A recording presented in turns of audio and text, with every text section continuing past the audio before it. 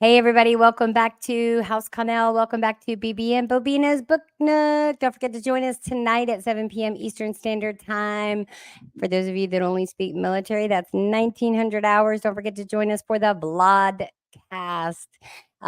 Tonight's first topic episode is titled To Fearmonger or Not to Fearmonger. We'll be discussing the topic of fear. What does it mean to be fearful, and all of that. All right, guys. So now we are deeply in the throes of the Killing series by the good authors Bill O'Reilly and Martin Dugard. We're trucking right along in Killing Lincoln, this shocking assassination that changed America forever. All right, we're trucking right along. So we are about to crack into part 2. Chapter 16. 16 is my favorite number. So we left off in chapter 15. Part 1 wrapped up with Robert E. Lee and General Grant meeting together in accord, and Robert E. Lee surrendered himself and his troops. The only terms of surrender were that, hey, you go back home, continue to prosper, let's be friends, let's not fight anymore, which I think were amazing terms for the amount of people that were lost in the battle, all of that.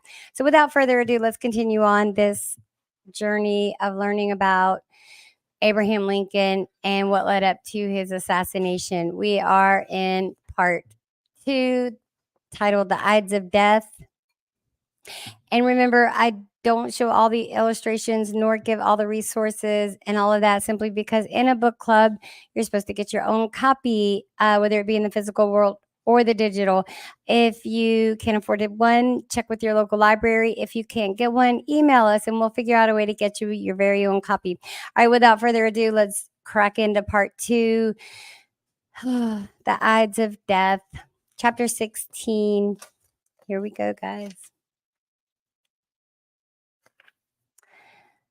Monday, April 10, 1865, Washington, D.C., night.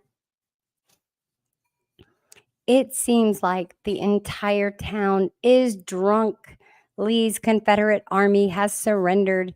In the Union capital, whiskey is chugged straight out of the bottle. Church bells toll. Pistols are fired into the air. Fireworks explode. Newsboys hawk final editions chock full of details from Appomattox. Brass bands play. Church hymns are sung. 35 U.S. flags are hoisted, and Army howitzers.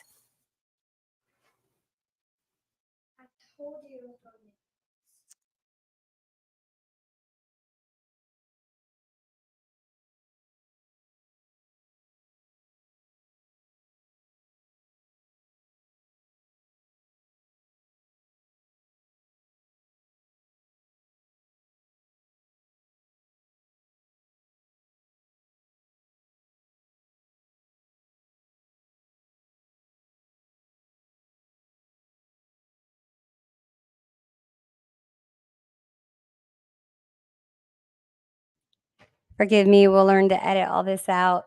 Anyway, let's continue on. 35 U.S. flags are hoisted, and Army howitzers launch an astonishing 500-gun salute, which shatters windows for miles around the city. The war is done.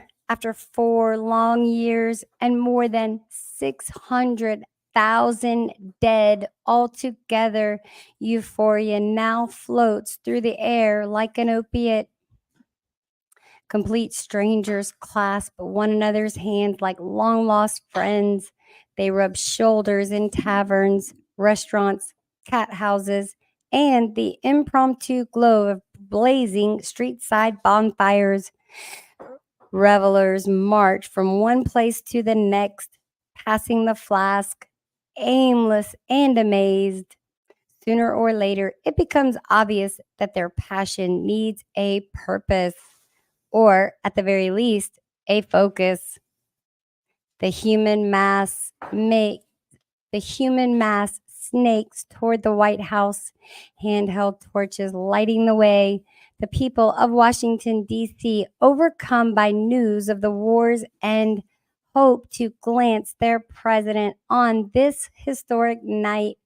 Perhaps, if they are very lucky, he will give one of the speeches for which he has become so famous. The nation's capital is not yet the cosmopolitan city it will become. The streets are mostly dirt and mud. It is not uncommon for traffic to stop as farmers drive cattle to market. Open spaces have been military staging areas during the war, with the camp followers and soldiers' businesses. Such a designation implies the Tiber Creek and its adjacent canal are open sewers, a breeding ground for typhus, cholera, and dysentery. The vile stench is made worse by the Central Market's butchers' bond of heaving freshly cleaved carcasses into the rancid waters each morning. This might not be a problem were it not for the Tiber being located a stone's throw from the Capitol building, that beautiful unfinished idea that towers above the city like an allegory for the nation itself. To Lincoln, the Capitol is the most important structure in Washington during the war. Even when resources were limited and manpower was desperately needed on the battlefield, he refused to halt construction. Its signature element, the dome, was fitted into place just over a year ago. Inside, scaffolding still climbs up the curved walls of the unfinished rotunda. Workmen mingle with the Union soldiers who have used the Capitol as a barracks, sleeping on the sandstone floors and waking each morning to the aroma of baking bread, thanks to the cater of baskers in the basement, turning out 60,000 loaves each day for shipment to distant battlefields.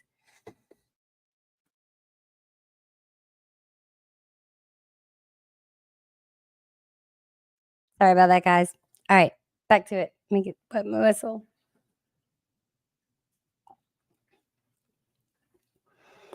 The Capitol was an obvious artillery target during the war. So the gas lamps atop the dome remained unlit for the duration. Now they blaze.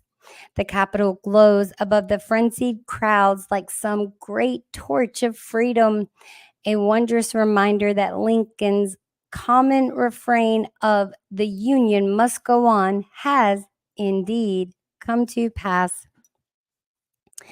So it is fitting that on the night the Capitol dome is lit, the crowd of more than 2,000 staggers to an unruly halt on the grass outside the White House's front door, waiting for Lincoln to show himself from the windows of the second floor residence. When Lincoln doesn't appear right away, they cry out for him. At first, it's just a few random shouts, then a consensus. Soon they roar as one. Lincoln! The people cry, speech! The crowd is crazy to touch President Lincoln, to see him, to hear his voice. They continue calling out to him, the chant getting louder until the sound is deafening. But Lincoln is in no mood to speak. The president sends a messenger out to the people, letting them know he is not up to it tonight. That only makes the crowd cheer louder. Lincoln tries to mollify them by going to a window, pulling back a curtain, and waving. Upon seeing the president, the crowd explodes. Men hoist their caps and umbrellas, and women wave their handkerchiefs. Still, Lincoln does not give a speech. The crowd doesn't leave. He goes to the window a second time, hoping his appearance will send them on their way. To his utter amazement, 12-year-old Tad Lincoln is now down on the grass with all those people running through the crowd with a captured rebel battle flag. The people laugh good naturedly at the stunned look on Lincoln's face, then cheer him as he steps alone from the front door of the White House to retrieve his young boy. It will be impossible for him to escape without saying a word or two. Lincoln has no protection as he wades into the crowd to get Tad. The president returns inside the White House, even as the folks remain in the front yard. Lincoln, at heart, is a showman. He reappears at the second floor window, smiling and holding up a hand in acknowledgement. I am very greatly rejoiced to find that an occasion has occurred so pleasurable that the people cannot restrain themselves, he jokes, knowing that the crowd will respond by cheering even louder. They do. The president is tired, having hardly been able to sleep due to a series of dreadful nightmares and anxiety over the struggles still to come. He sees the bonfires and the lanterns and basks in the ovation, feeling the fatigue slip away.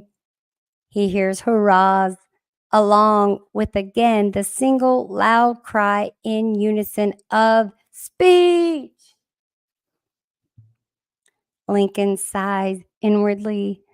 He has waited so long for this moment, and yet he must hold back. These words cannot be delivered impulsively, nor can he hope to be bathed in an applause after they are spoken. Let me read that again. Nor can he hope to be bathed in applause after they are spoken. The people need to hear the truth, even though that's not what they want to hear. The crowd wants retribution, not reconciliation. They want grand and eloquent words, inspirational words, fortifying words, even boastful words. They will tell their children's children about the night after the war was won, the night they heard the great Abraham Lincoln frame the victory in the most beautiful and poetic way possible. They wish, in other words, to witness history. Lincoln would like to indulge them, but the sentiments are half formed and the words not yet written. Instead of telling the crowd what's on his mind, how the thrill about the war's end that filled his heart just yesterday is being replaced by weariness at the prospect of the hard work to come, Lincoln smiles that easy grin for which he is so well known. If you want to hear a speech, Lincoln yells to the crowd, please come back tomorrow night. There is no malice in his tone, no undercurrent of sarcasm born of the many years of public ridicule. The veteran politician works his audience with professional ease. His unamplified voice carries powerfully through the chill night air. Spying the Navy Yard brass band taking shelter under the White House eaves, he calls out a request. I always thought that Dixie was one of the best tunes I ever heard. Our adversaries over the way, I know, have attempted to appropriate it, but I insist that yesterday we fairly captured it. It is now our property, he informs the crowd, then directs the band to favor us with a performance. As the musicians strike up the Confederate anthem and the crowd sings and claps to that old familiar rhythm, Lincoln slips back into the White House and starts writing the last speech he will ever give. Okay, guys. Ooh, all right. So that wraps up chapter 16. You guys join me on the next reading. I don't know when I'll release it. I know that we need to catch up with Kennedy too, but remember, Kennedy only has 20 something chapters. Lincoln has many more. So I want to try to kind of finish them around the same time. Remember, we're putting a pin in the Killing Jesus until we read more in the RTNT 93. Read the New Testament in 93 days. We kicked that off this morning. I'll see you in the morning for that. Don't forget, guys, if you can join me tonight at 7 p.m. Eastern Standard Time, join me for the vlogcast. We'll be streaming on here on YouTube, the X platform, and Facebook. I'd like to gently remind everybody the only comment section I'm able to keep up with at the time being is YouTube. Either way, we'll find a way to get back to those comments. So please, any and all feedback is welcome. We hope to learn more and make this better and more exciting for you. Thank you for joining me for BBN Bobina's Book Nook. My name again is Regina Connell. I need to say my voice for tonight. And we're reading the Killing series. This is Sunday's release of Killing Kennedy, the shocking assassination that changed America forever by Bill O'Reilly and Martin Dugard. If you're liking this content, please hit that like, share, and subscribe button. See you next time, guys. Be blessed. Bye.